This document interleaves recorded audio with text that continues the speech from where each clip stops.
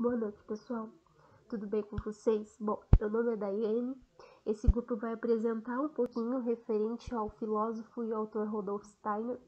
Eu vou falar um pouquinho sobre a biografia dele e pretendo ser o mais breve e objetiva para que vocês possam entender. Bom, Rudolf Steiner nasceu em 1861 em Kogi, onde hoje é conhecido como a Croácia. Desde cedo, Steiner tinha uma facilidade, uma habilidade intelectual muito grande em matemática, física, química e história. E ele pôde aprender essas coisas numa universidade técnica em Viena, um dos polos culturais mais importantes da época. Já em 1991, ele recebeu seu doutorado em uma universidade muito bem conceituada na Alemanha também. Em 1890 e 1897, trabalhou como um editor. Foi aonde ele conseguiu, vamos dizer, dar o pontapé no seu projeto, no seu método científico. A formulação de um método científico cuja aplicação amplia a possibilidade acadêmica, ainda em vigor até hoje, nos dias de hoje, né? A partir da antroposofia em diversas áreas da vida humana. Ele queria fazer tais como na medicina, terapias, agricultura econômica, na arte, entre outros. Já em 1983, Steiner publica A Filosofia da Liberdade, onde ele acredita, ele discute referente ao livre-arbítrio, o direito individual do ser humano, onde deve ser o pensar consciente. Já em 1900, foi convidado a dar palestras na Sociedade Teosófica. Ele aceita, porém ele deixa bem claro que ele vai com algumas condições. E as condições dele é que ele falaria livremente apenas sobre o que havia desenvolvido a partir de suas próprias pesquisas espirituais, desenvolvendo uma forma inicial espiritual antroposófica. Já em 1912, tornou-se necessário o afastamento da Sociedade Teosófica. Em 1918, aconteceu a Revolução. Porém, Steiner ele apresentou sugestões, porém não foram muito bem sucedidas.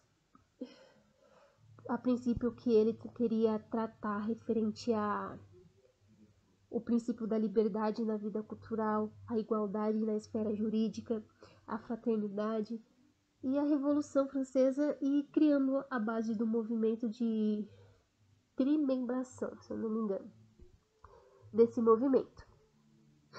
Foi fundada em Stuttgart, a primeira escola, em 1919. Atualmente aproximadamente ainda existe 1.100 escolas no mundo e 1.800 jardins de infância que seguem essa pedagogia que vai ser tratada no decorrer desse trabalho. Já em 1923 e 24, Steiner deu início à fundação da Sociedade Antroposófica Geral e Ciência Espiritual.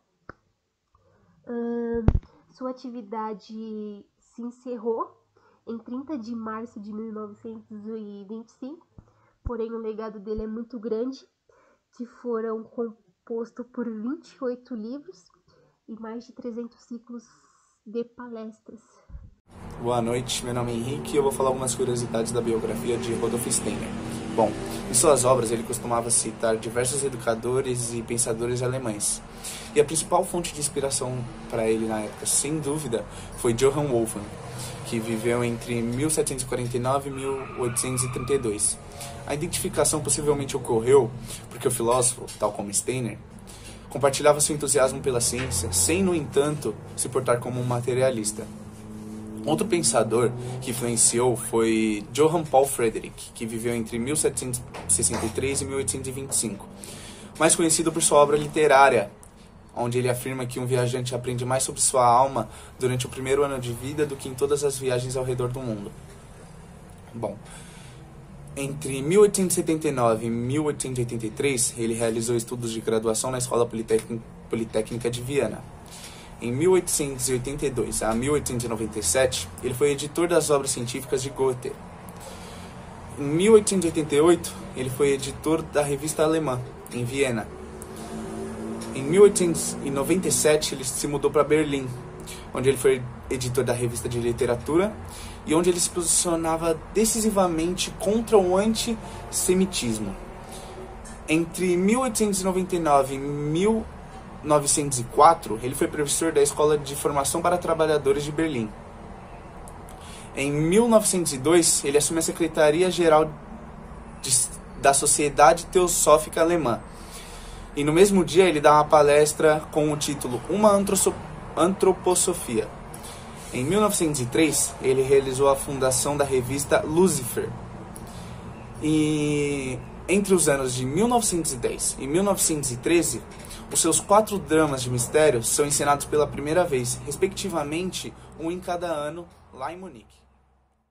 Meu nome é Maria Eduarda, eu curso o primeiro semestre de Educação Física e hoje eu vou falar um pouco sobre a metodologia Waldorf.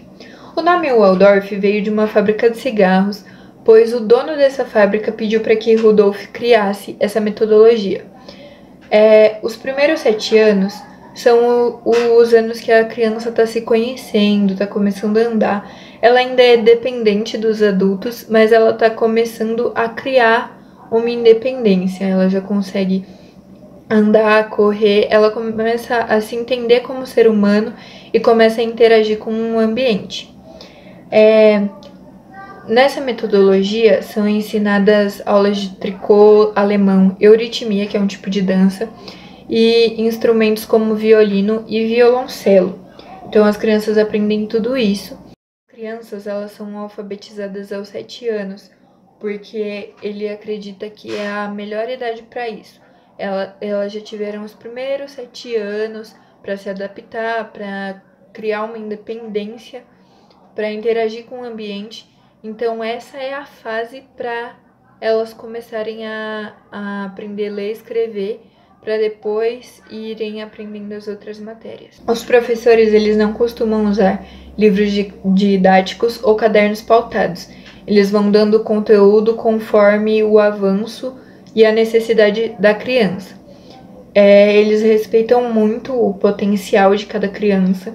Então, se uma criança ela for mais artística, ela vai ter aulas para desenvolver isso. Se ela for melhor em matemática, vai ter aulas para desenvolver isso. Então, eles levam em consideração o potencial de cada criança. As matérias, elas são dadas aos alunos de acordo com a necessidade e com a idade deles. Por exemplo, os alunos da terceira infância, eles têm uma imaginação grande e eles já conseguem entender mais as coisas. Então, as aulas de mitologia, por exemplo, são ministradas nessa idade. Olá, bom dia. Eu me chamo Alan, estou cursando o primeiro semestre de Educação Física. E hoje eu vou falar um pouco sobre os métodos de ensino do Rudolf Steiner. A pedagogia Waldorf nasceu em meio ao caos social e econômico que seguiu até a Primeira Guerra Mundial. A pedagogia Waldorf é apontada pela Unesco como um método pedagógico adequado para manter o nível de aprendizado. O objetivo da pedagogia Waldorf é fazer com que as crianças e os jovens atinjam seu destino com seu melhor rendimento. Hoje, atualmente, existem mais de 1.092 escolas Waldorf espalhadas pelo mundo e cerca de 1.857 jardins de infância. Sendo assim, ele se torna o método educacional mais independente do mundo. A pedagogia Waldorf na prática, por incrível que pareça, foi uma coisa que me chamou a atenção, é que não tinha divisão de gêneros. Então, o menino fazia tricô e aprendia a cozinhar. Isso hoje em dia, se a gente for parar para pensar, é preconceituoso, né? Todo mundo, menino não brinca de cozinhar e nem fazer tricô. Já no método Waldorf, na pedagogia Waldorf, isso acontece. Não tem divisão de gêneros e tanto menino quanto menina aprender a cozinhar e fazer tricô. Uma das coisas também que me chamou a atenção nessa pedagogia Waldorf foi que os professores não aplicam provas, eles priorizam mais o desenvolvimento e as etapas que cada aluno atinge, não aquela coisa padrão de ficar aplicando testes ou provas. E também não material teórico, né? Livros com pautas e etc. E ainda seguindo, falando um pouco dos métodos de ensino da pedagogia Waldorf, eles não usam aparelhos eletrônicos, também não tem boletins, então eles focam mesmo no desenvolvimento e nas etapas de cada aluno e cada objetivo atingido. Então não tem boletim, não são avaliados por notas, e sim os professores priorizam o desenvolvimento do aluno, né? Cada objetivo atingido. Isso me chamou muita atenção também. Eu vou falar um pouco dos benefícios desse método Waldorf, da pedagogia Waldorf, que os benefícios são que a família participa no dia a dia das aulas com os alunos, né? E com os respectivos filhos. E também tem o contato com a natureza, a formação das crianças, os professores se empenham bastante aplicando esse método Waldorf, né? E para finalizar, atualmente o método Waldorf está completando 100 anos de expansão no Brasil. Então esse método não foi só voltado a um país só.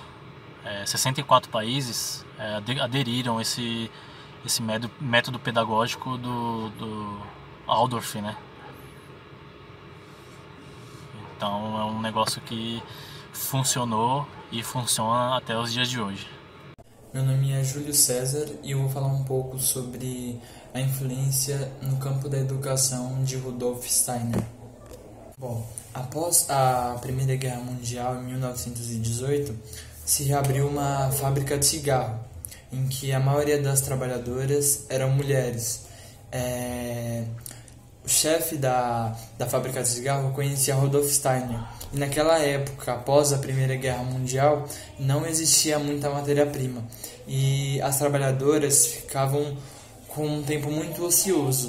É aí que então o chefe conhecia Rudolf Steiner, teve uma ideia de, no tempo ocioso das mulheres, elas estudassem, entendeu?